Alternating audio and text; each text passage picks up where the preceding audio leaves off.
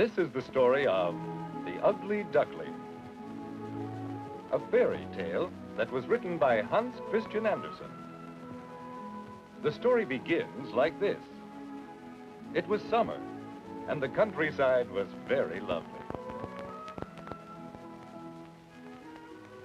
In the fields, the oats were still green, and the wheat was golden yellow. The hay was stacked in the meadows, and the shadowy woods were reflected in the lakes and ponds. And near a pond, in a quiet place in the tallest weeds, sat a mother duck on her nest. She was quite tired, for she'd been sitting on her eggs for many days. What was that sound? Yes, the eggs were hatching. There were 2 little ducklings. Mother Duck quacked with excitement. Now there were 6 ducklings. How proud Mother Duck was of her family. Soon all the eggs were hatched. No, not quite all. The biggest egg was still there. So Mother Duck settled down once more on her nest. She sat a long, long time. Then, finally, she looked at the big egg once more. Then she thought she heard something. Yes, there was another young one. The Mother Duck looked at him. Well, she thought, he doesn't look like my other ducklings. They all have yellow down and yellow bills. He has a dark bill, and he's much larger, too. Can he be a turkey chick? Well, said the Mother Duck, we'll find out when we go to swim in the pond.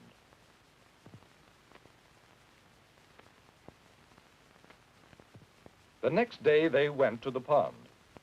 The big gray duckling led all the rest. Yes, the big gray one swam very well as the others.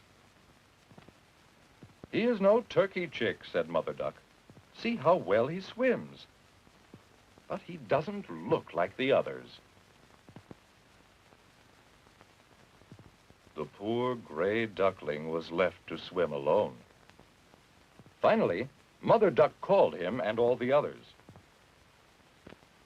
Let's all go into the farmyard, said Mother Duck. So into the farmyard they went.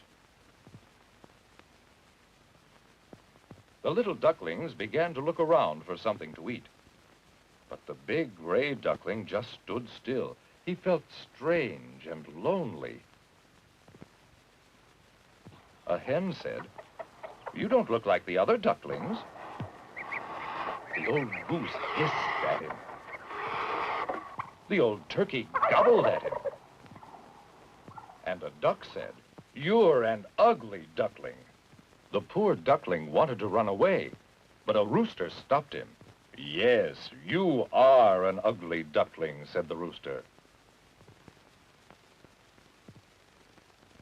And so, in the days that followed, the poor duckling thought, I suppose I am ugly. And he tried to stay hidden near the barn. Oh, to be sure, he ventured out now and then, waddling along on his webbed feet to join the other ducklings in finding things to eat. Finally, one day, a big old duck saw him and rushed at him and chased him away. And then another duck ran after him, and soon all the chickens rushed at him. The ugly duckling was frightened. He ran as fast as he could, across the farmyard, through a hole in the fence, and out. On and on he went, past the cows in the meadow, until he came to a big marsh. Here, in the tall grass, he could hide his ugliness. And then he saw a wonderful sight. There, in the water nearby, were some big white birds, the most beautiful birds he had ever seen. He wanted to go to them, but he knew he was too ugly. Then he saw some wild ducks. When they saw the ugly duckling, they said, "You are very ugly, but it's a big marsh. You may stay with us if you like." And so the ugly duckling stayed in the marsh with the wild ducks.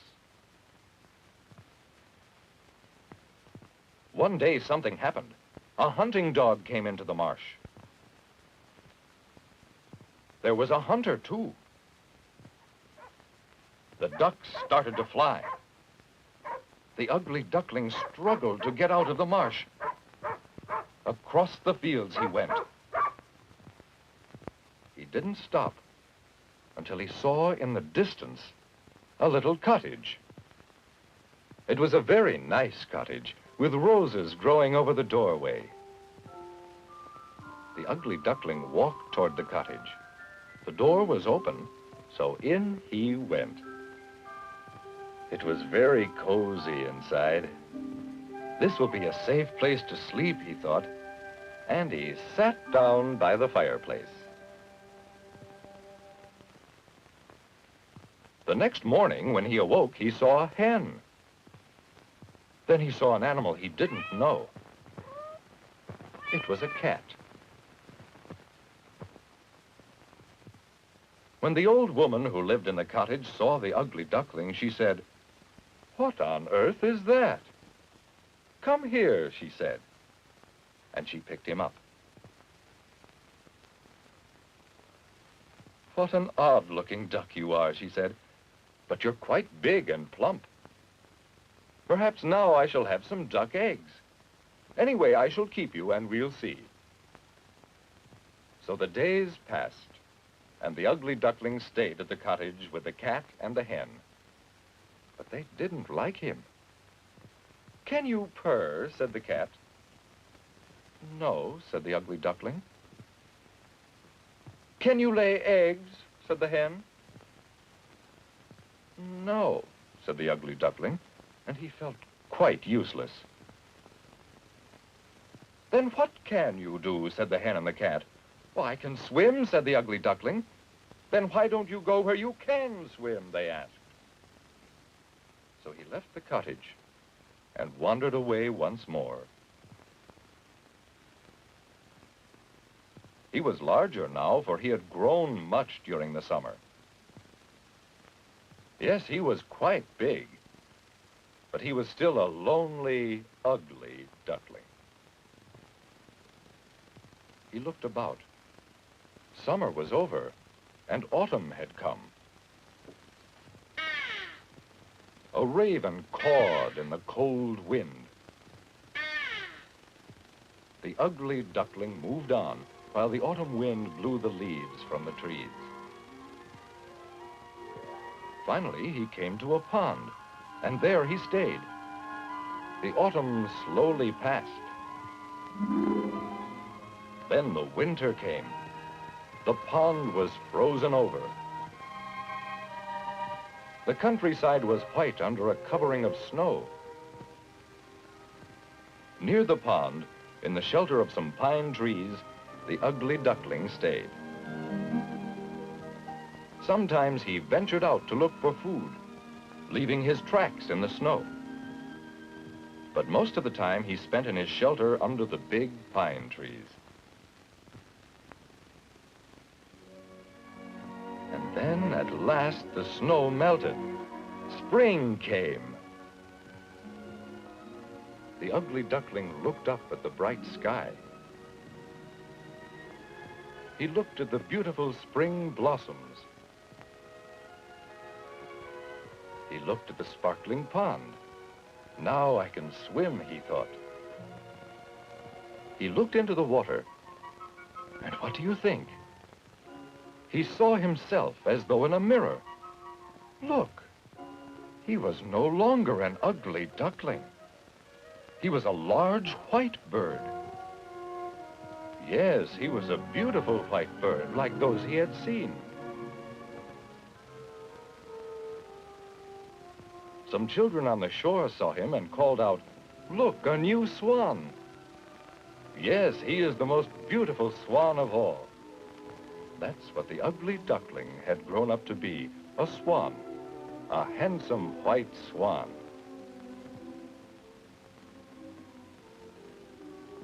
The children fed him and were very friendly. He was no longer unwanted. He spread his snowy white wings.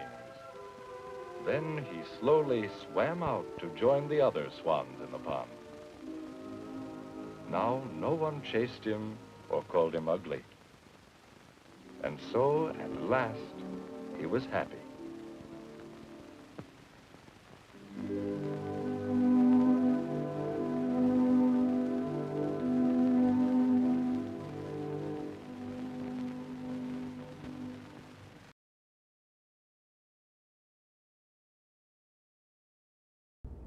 Hello everybody, I'm Skip Alzheimer. Welcome to the AV Geeks Lunchtime Streaming Show, where we watch old 16mm films, unless a client shows up, like right at the beginning of my show.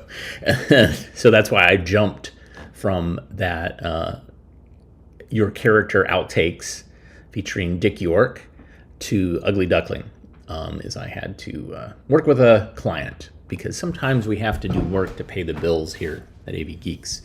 We can't just keep showing you fun stuff.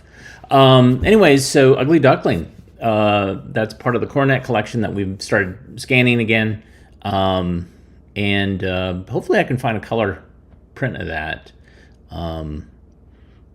Yeah, that was triggering, I'm sure. If you felt like an Ugly Duckling as a kid, the payoff isn't until the end, but it's pretty bleak until that end, so I've shown, I feel like, silent versions of this, but this is Pierrot and the Rainbow, Weather Science. And this was Coronet introducing yet another character in the late 70s, early 80s to explain different things. Like, it seemed like there were several of those, of which Wonder Cat was one. And this is, and I think that's how you pronounce it, We'll hear, because this has sound. Like the original one I showed didn't have sound. So here we go. Weather Science, Pierrot and the Rainbow. Enjoy.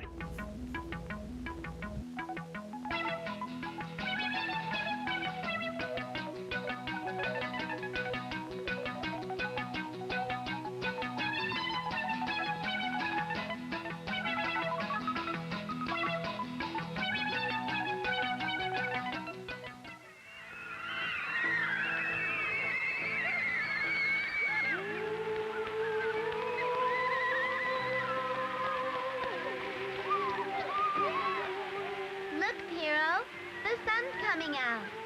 There's gonna be a rainbow.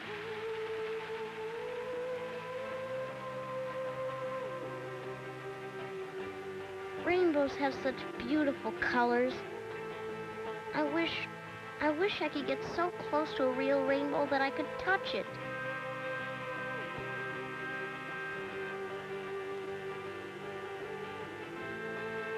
I wish I could touch a rainbow. Oh, how I wish I could.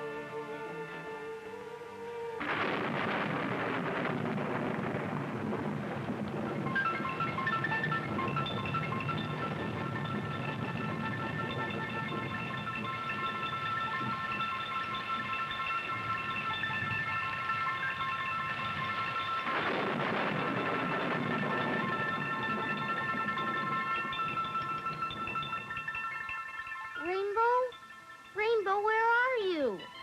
Here I am, Pierrot. Rainbow! Oh, Rainbow, I love all your colors. They're all so beautiful.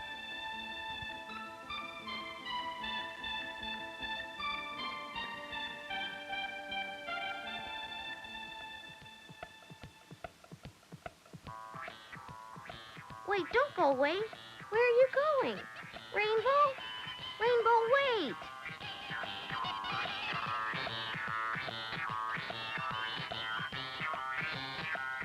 You're going too fast. Wait for me. I want to touch you. Please, please wait for me.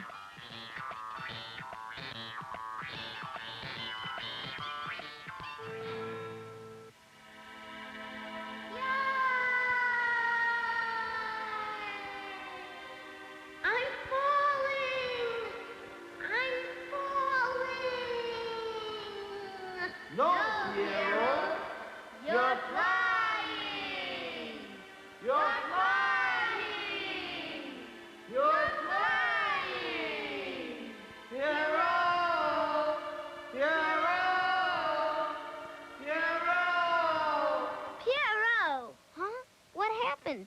Where's the rainbow, Ben? Rainbow? Pierrot, look! You tripped and fell. I did? I did. Of course. You've been daydreaming again. There wasn't any rainbow. Yes, there was. I flew through it. You've all seen a rainbow. Now let's find out what makes a rainbow. I've drawn the end of a prism on the board. It has the shape of a triangle. When a ray of sunlight passes through a prism, the sunlight spreads into a band of colors. Violet is on one end of the band, and red is on the other. And all the other colors are in between. When it rains, the air is full of tiny drops of water. Anytime the sun comes out while it's raining, you'll see a rainbow because all the drops of water act like tiny prisms. Rays of sunlight shine into millions of little raindrops. The rays bounce back towards your eyes, spreading into a band of colors to make a rainbow.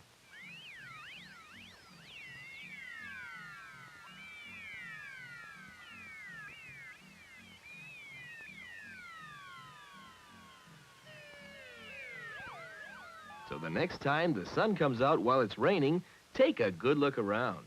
You may see a rainbow. But remember, since a rainbow is only made of sunlight, you can see one, but you'll never be able to touch one. Pierrot touched one. Yeah, he flew through one. Wait a minute. Tell us about it, Pierrot. This might be interesting.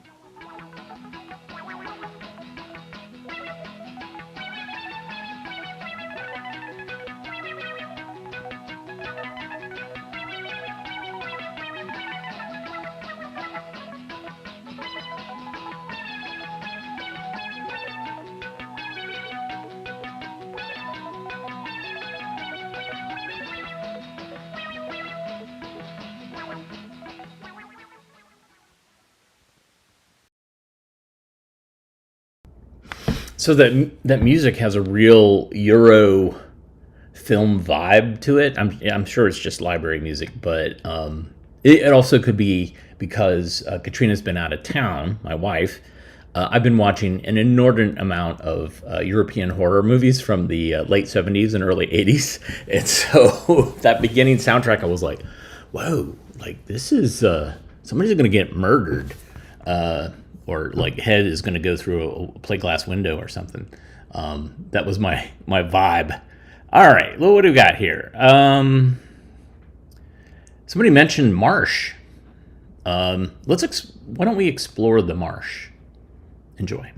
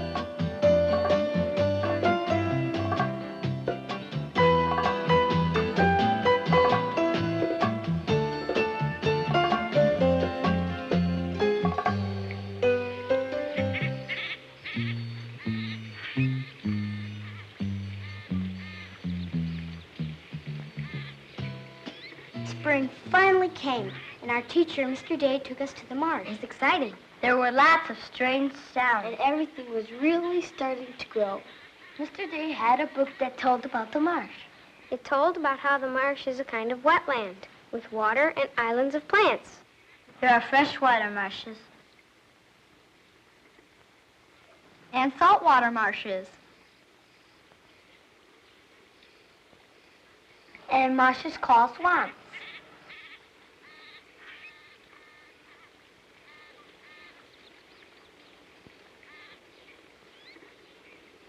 Hey, remember, I saw the first animal.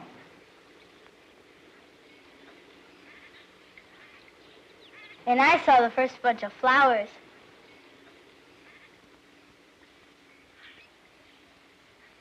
Some marsh flowers, like on the willow, didn't even look like flowers.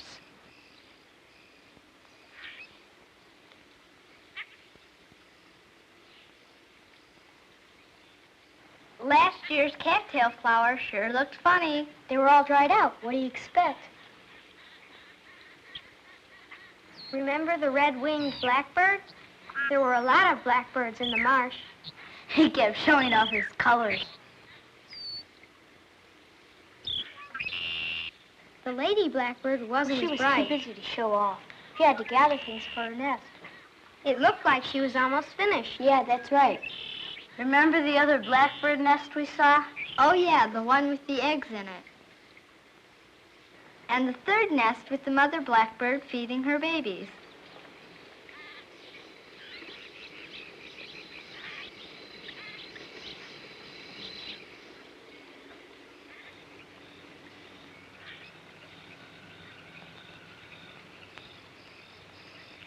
Mr. Day really knew where to find things. He sure did. Yeah, like those frog eggs. He said they'd be hatched when we came back in the summer.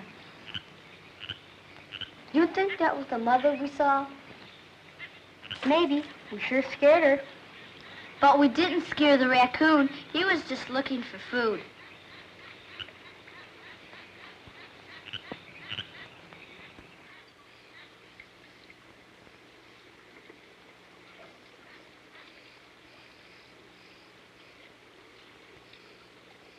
Remember when Tommy found those beetles near the shore? They were kind of silly. What were they called? Whirligig beetles. Yeah, whirligig. What kind of name is that?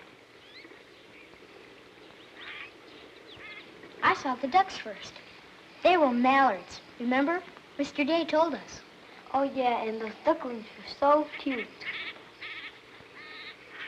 I like the other bird better, the grebe.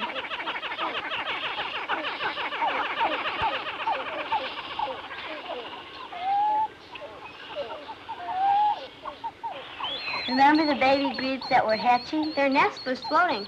Mr. Day said grebes can swim when they're born. As soon as they're born? I didn't hear him say that. Well, he did, right before he showed us the muskrat. I never saw a muskrat before. Wow, can they swim?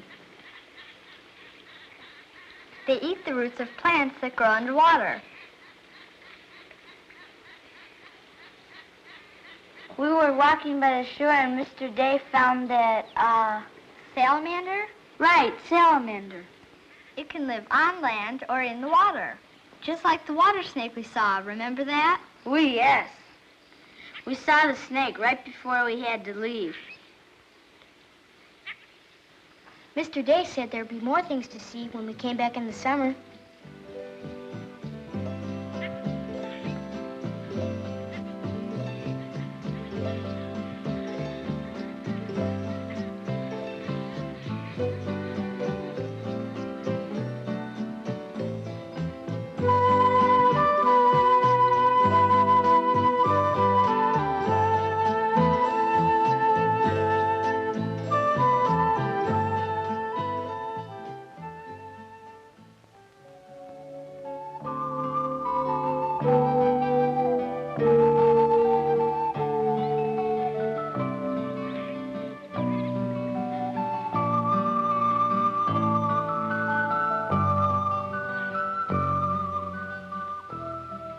The plants were much taller. The grasses and new cattails were all grown up.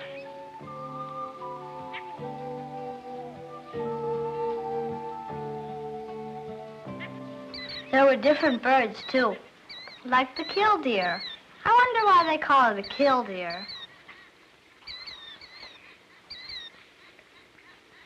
I'll never forget that duck that dived underwater for food. Boy, he could sure hold his breath a long time.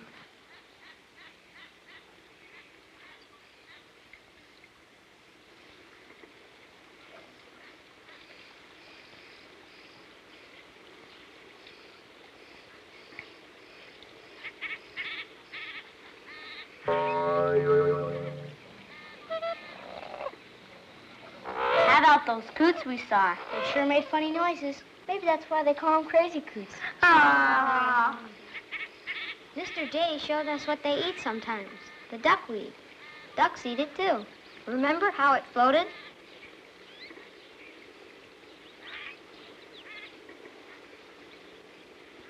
But what about the algae? It looked like spinach. But it didn't have leaves or stems or roots.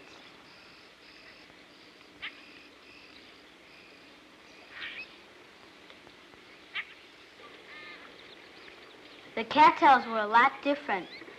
Jimmy said the flower was like a big furry hot dog. It had a round stem. It was different from that other marsh plant with the flat-sided stem.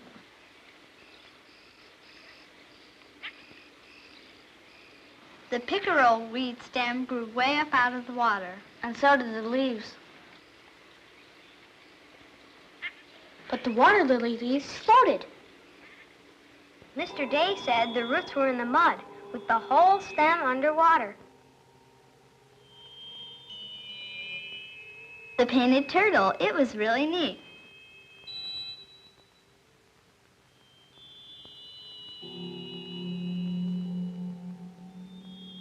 Mr. Day said only certain fish can live in the marsh. Yeah, like the bluegills and the mud minnows. My dad and I use minnows when we go fishing. Crayfish can live in the marsh, too. Yeah, but they're not really fish. No, but neither were the tadpoles we found. But they sure look like fish. They were the babies that hatched from the frog eggs we saw in the spring. Mr. Day said they'd be frogs. Yeah, after they grew their legs and lost their tails. One tadpole almost did lose his tail. Remember when that hungry dragonfly nymph bit him? Mr. Day said the dragonfly lives the first part of its life underwater. But then it comes out and begins to shed its skin.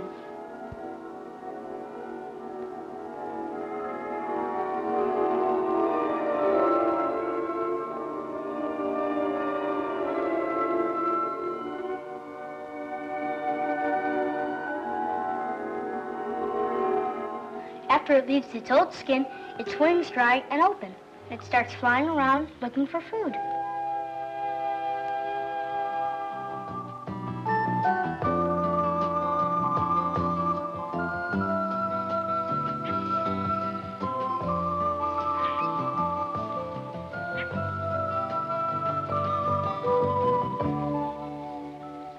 I never knew there was so much happening in the marsh. I wish we could have looked around some more. Hey, maybe Mr. Day will take us back there again. Yeah, and I hope it's soon. Let's ask him now. That's a great idea. Mr. Day.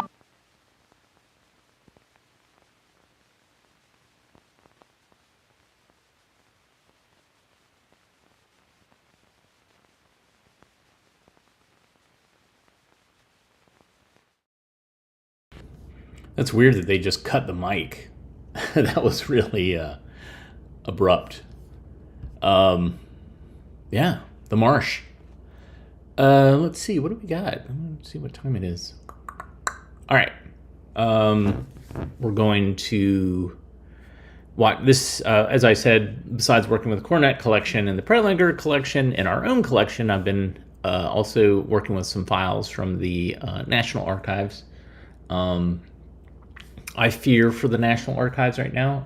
Some people have been got laid off, and there's someone, their archivist got fired, a revenge firing, and that just doesn't bode well. Doesn't bode well for our nation's memory, and I'm not very happy about it. So I will try to do what I can to help those that I know that work there, and I will keep sharing stuff that is part of our national history, because that is important. So this film is an interesting part of our national history. It's called For Which We Stand to Be Held in Honor. What do you think that film is about? For Which We Stand to Be Held in Honor. Because when I watched it, I was like, whoa, I'd never heard of this film. And this is something that I had researched at some point. So in the comments, For Which We Stand to Be Held in Honor. What do you think that film is about? It is a military film. All right, here we go. Let's see if you're right. Enjoy.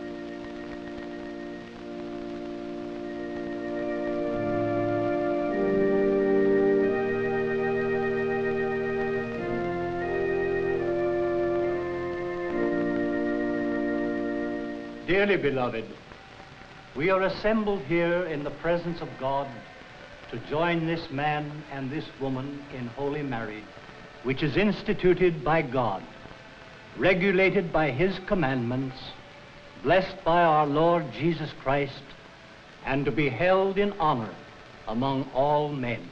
To be held in honor among all men. From the world of men and women, this one man, this one woman choose each other, to honor, love, and cherish, in sickness as in health, until death do us part. What is in the heart and mind of this girl as she pledges her thoughts, her body, her life to this man?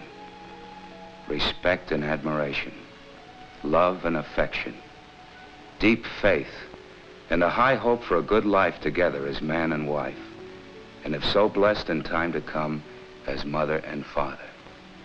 What is in the heart and mind of this man as he pledges his trust, his body, his sacred honor to this woman? The answer lies in you, for the man is you. You who once stood in this holy place and took part in this sacrament, and you who will someday stand before God with the woman you love, as this man stands today. Your answer may be freely given, for you may come to this woman as she comes to you, clean in body and spirit, as you enter on a new way of life in which the best is yet to be. Or you may have no answer that can bear the light of day, for in your conscience may be hidden closets where dead things are stored. Violations of the vows you took today. This man then is you, and his answer is your answer, freely given or hidden in secret places. So God created man in his own image. Male and female created he them.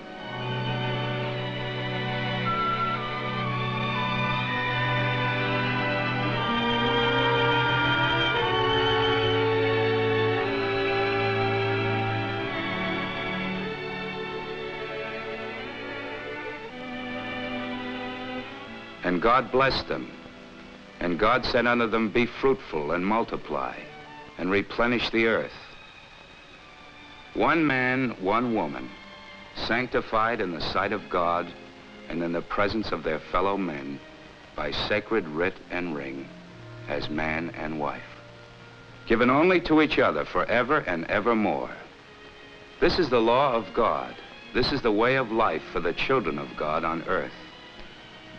Reduced to the simplest terms and applied to us as individuals, the standard for personal conduct can be summed up in the question, how honest are you? You won't cheat at cards. It's a matter of fair play and a sense of decency. So win or lose, it's on the up and up. You're not a thief at heart, and you hold no truck with anyone that is. But what about sex?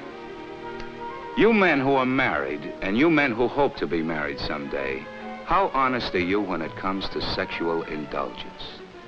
In terms of the moral responsibility to the decent women in your life, just how faithful are you? In the long ago, when man and woman were new on Earth and Earth itself was young, possession was permission. Sex was the animal expression of primal instinct.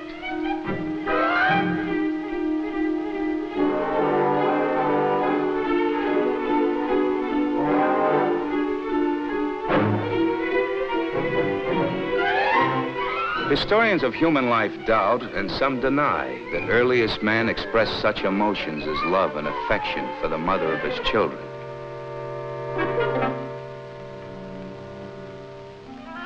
But man had in him the spark of divinity. He grew in wisdom, and he became master of the earth. He discovered in himself new evidence of character. Here man began to express the human values we call kindliness, friendship, and tenderness.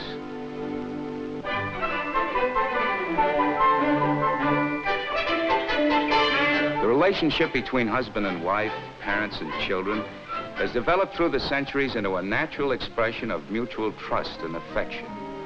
The modern man living in honor and intimately sharing in family love brings permanent happiness to his marriage and family life. Instead of the loose talk about women and sex you usually get in bull sessions, let's have the real lowdown. What are the facts about women and sex, especially the business of illicit sex?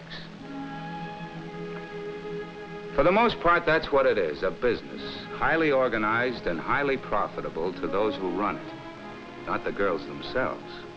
They usually wind up with the least in terms of money and the most in terms of degradation and disease.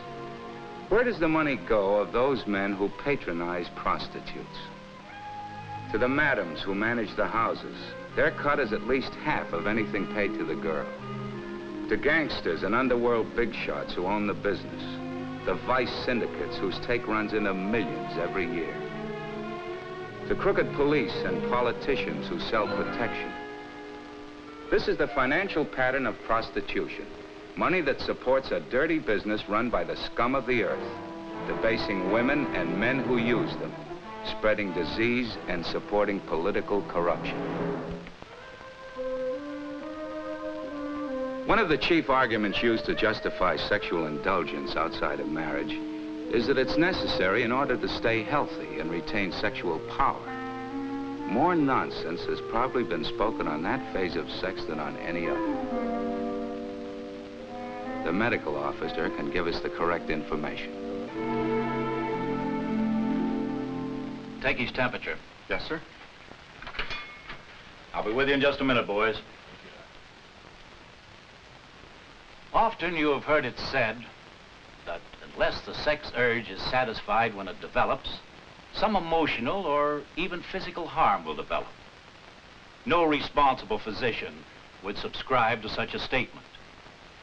Many men are told that they must have sexual intercourse in their late teens, or have it frequently once they have started, in order to avoid harm or even loss of their virility or sexual power. This is absolutely not true. If you want to justify sexual activity outside of wedlock, you're going to have to find something outside of medical grounds. Abstinence from sexual intercourse has no adverse effect on a man's health or his future sexual ability. The man who limits his sexual experiences to loose women tends to develop sexual habits and a frame of mind on a low animal level. Such a man comes to value a woman not for her qualities as a fine companion, a wife, or a mother of his children, but only for her body. He's the cynic. The wise guy who knows everything there is to know about women. The best phone numbers, the best places, where you can get it cheap and maybe free. What to say, what to do. He'll tell you all about it, whether you're interested or not. If you have other things to do, he'll give you a snarl of disgust. With animal insistence on fixing them up, he'll take all followers as part of the pack, leading them on the hunt for his kind of game.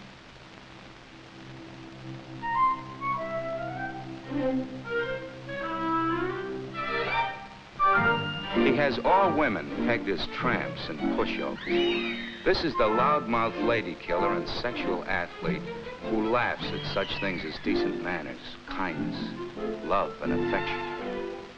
Whether he admits it or not, he's a poor sucker, trapped by his own sense of false values.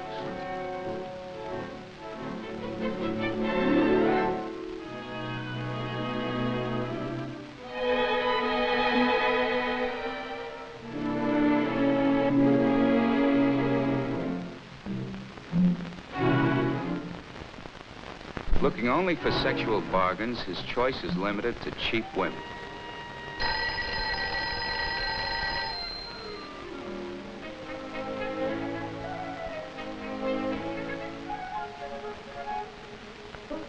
The man who repeatedly uses a professional prostitute or a sexually promiscuous amateur, that man can permanently damage his ability to enter into the love relationship which makes possible a happy marriage and a successful family life.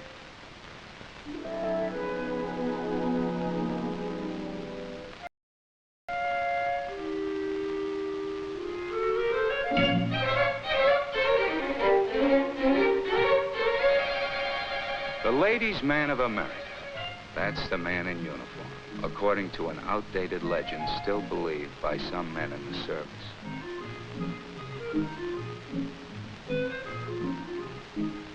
The girl in every port, kind of romantic nonsense that gives many a serviceman delusions of grandeur about himself and his irresistible charm.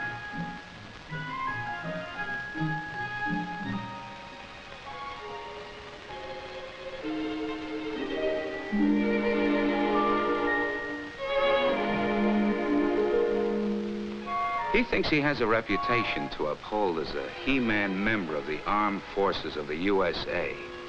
And so every chance he gets, he's out to make a conquest. He likes it when they're hard to get. It gives him the chance to show his power. Makes him think he really has something this time. No professionals for this guy. His women are for free, except maybe for a few drinks and food and a cab fare home.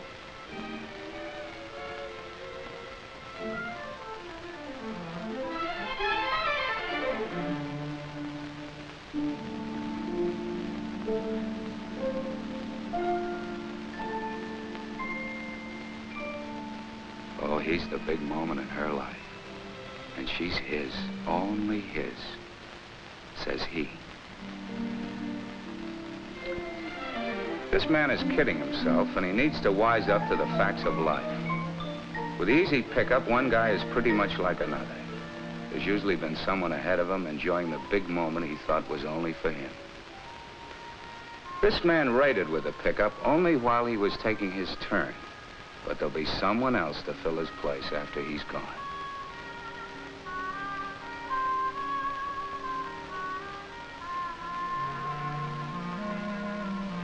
This is sex on the prowl.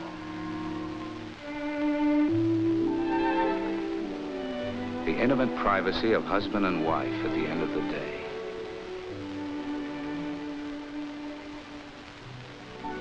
The unspoken expressions of deep affection shared in the quiet confidence of mutual love.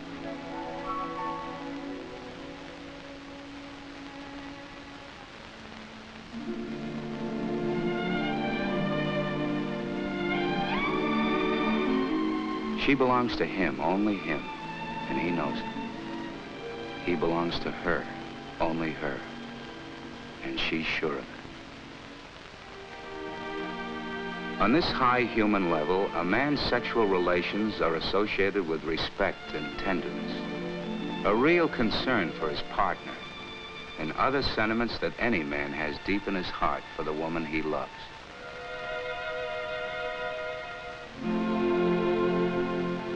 How you men manage your sex life is a matter not only for the chaplain and the doctor. It is also my responsibility as a commanding officer. For those of you who consider it a serviceman's right to cut loose on leave, here's a statement from one of our outstanding military figures with which I fully agree. I do not excuse sexual promiscuity, nor do I consider it a necessary evil associated with military life. I consider the greatest factor opposing promiscuity to be proper religious and moral training, with constant emphasis on self-restraint, with marriage and family as a goal. I expect such training to be encouraged in every practical way.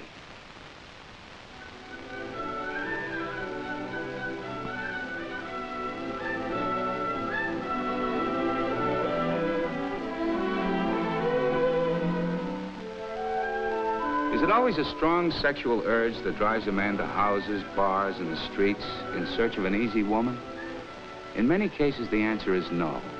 Very often, sexual desire has nothing to do with it.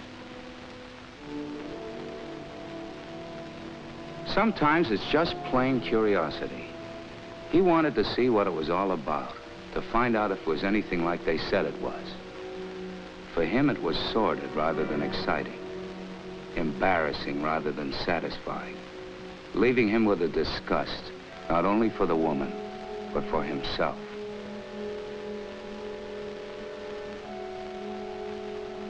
The crawling feeling which a decent man gets from the use of commercial sex.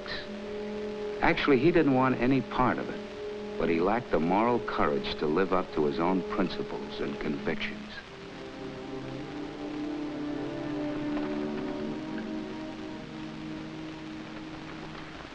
Some things that men do are harmless pastimes, and as such, they're a man's own private business. But sexual relations never belong to this class. They always affect another. They involve sacred human personality and a basic loyalty. That is one of the reasons why illicit sexual practices are condemned by a direct commandment of God. Thou shalt not commit adultery. But God never makes a demand upon us that he does not give us the power to meet. Those who obey the commandment can continue to receive God's strength and guidance to continue in obedience. Those who have violated the commandment can receive forgiveness for the violation and then return to obedience. Such forgiveness depends upon a sincere desire to be forgiven and the intent and effort to avoid further violation. By wanting it, each man can have the honor and determination to safeguard and further family life. By his standard of conduct, each man can show the love and will to please his Creator and abide by divine law. No one says it's easy for a vigorous, healthy man to practice control and restraint in matters of sex. But such self-discipline is possible for anyone who accepts it as necessary and worthwhile. Each man avoids many things that he's tempted to do just because they aren't worth the price of doing them. It's an aid to self-control to keep a strong sense of contact and association with the folks at home, and especially the women who mean most to you, your wife or your mother, a girl from school or your hometown. When too broke or too far away to phone or visit, the mail still goes through, binding relationships, exchanging intimate thoughts, sharing plans. Attendance at religious services and the private worship of God enables a man to strengthen his standard of conduct by the faith of his choice. Practice the acceptable adult relationships, the mixed company with its social satisfaction for both men and women. Partners at a dance or party, an evening doing the town or seeing a movie. Double dates to share a car with a stop for food to finish the evening. ways of enjoying the pleasure of the opposite sex, which will stand the light of day.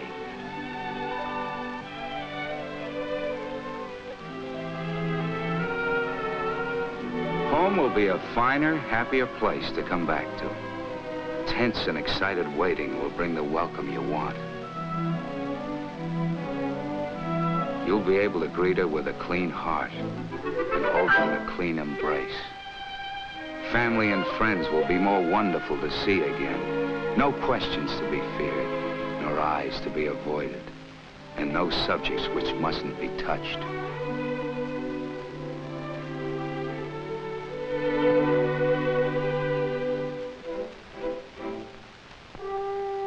You'll be coming back without hidden closets in your conscience, proud of the service you're part of, and with good, clean memories of your hitch in it.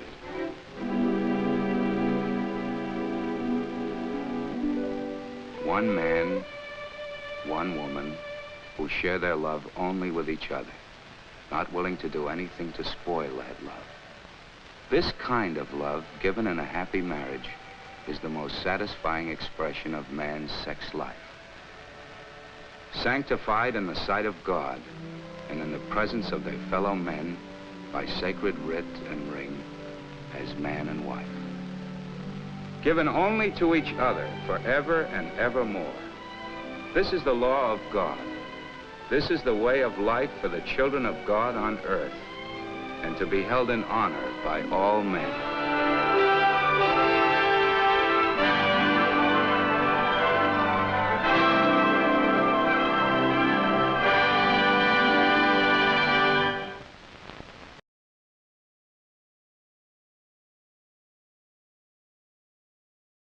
Well, I was not expecting that. When I watched the film, or when I was scrubbing through at the beginning of it, I was like, huh, what is this? And I kept going, and then I would like play little segments, and I was like, whoa, all right. Because really early on when I started collecting films, I started collecting venereal disease films because I worked at the American Social Health Association, which used to be the American Social Hygiene Association, which made a bunch of films educating people about the dangers of venereal disease. And so I did a lot of research on different films that were out there, and this one didn't pop up. I guess because it doesn't totally talk about venereal disease, it's really more about the morality of prostitution and all that. But man, holy cow, it delivers. And ultimately, why does the Navy care? Because sailors would get sick, because sailors would get wrapped up in criminal activities that they weren't supposed to be getting wrapped up in. It didn't bode well to have Navy people, sailors showing up at a port internationally and basically looking for prostitutes. It just didn't, it's not good for the Navy's image. So anyways, that's what that's about. Really fascinating. So I got this email last night from YouTube. And a lot of times I get emails from YouTube. Like all the time I get emails from YouTube. Almost always, it's like, you can't monetize this video because the music, or sometimes something gets blocked because somebody has claimed it. Mostly they claim it erroneously. Sometimes they're right on the money. They're like, oh, okay, yes, you do own that. But so let me read to you what the email was, because it's fascinating. The subject is, need help? You're not alone. Hi there.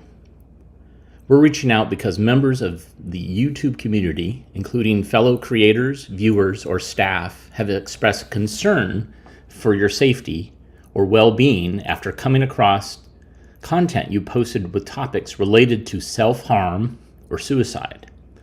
Video, point of return 1965. If you or someone you know is experiencing suicidal thinking or self-harming, know that there is help and that you are not alone. It's not uncommon to turn to suicidal thinking and self-harm as a way to cope with painful emotions.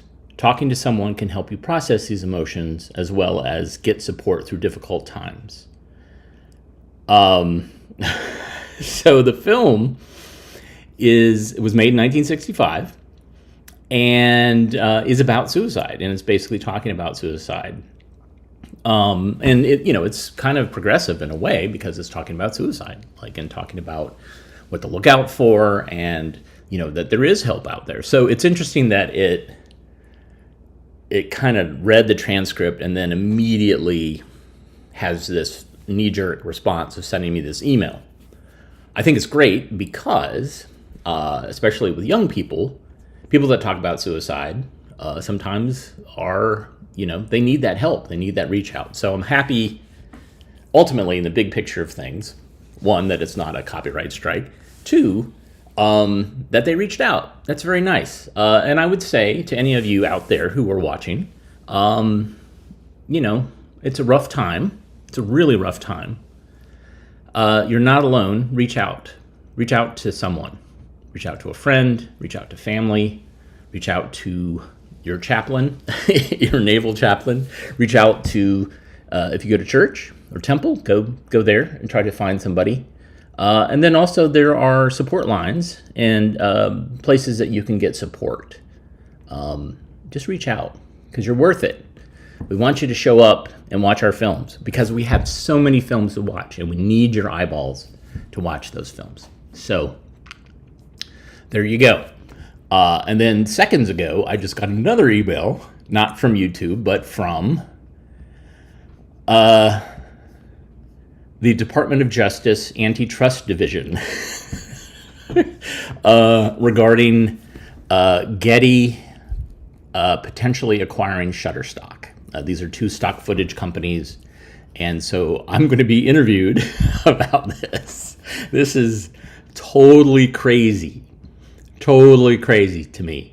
I'm not sure exactly what's happening, but I know that they're trying to merge, and for me that's bad because when you have these giant companies merging, that means that that we, the consumer, and we, the provider of content, suffer. So there you go. That's the AV Geeks mailbag today. Hey, I appreciate you guys tuning in and watching what we're throwing out there. Tomorrow, join us tomorrow. What is tomorrow? Wednesday? We are on the verge of some crazy weather. So crazy weather means a couple of things. That they will immediately cancel school, that all the bread and the milk will be gone from the grocery stores tonight. And it means that we might lose power. So if we lose power, I won't be able to stream to you. Or if we lose internet. But we'll give it a shot. We'll see what we can do. But hey, I appreciate you guys so much. It means a lot to me that you're there and that you continue to be there. So maybe we'll be here tomorrow or Thursday. I'm pretty sure we are. I mean, knock on wood. But yeah, I will see you all soon. If you like what you saw, hit the thumbs up, hit the like. You can always support us with super thanks financially, or go to ko-fi.com/avgeeks or patreon.com/avgeeks. We've been adding films. It's been a lot to add 24 films a day because what I'm running into is duplication with stuff I've already uploaded. So I have to spend most of my mornings going through and finding 24 unique films that I haven't put online yet. And so that has been a challenge. The goal is 10,000 films. And most of those films, well, I would say 2/3 of the films are we're allowed to monetize and make advertising off of. So that's one way. Another way you can support us is just watch more of our films. All right. I talked and talked and talked. Everybody have a great rest of your day, and I will see you soon. Take care.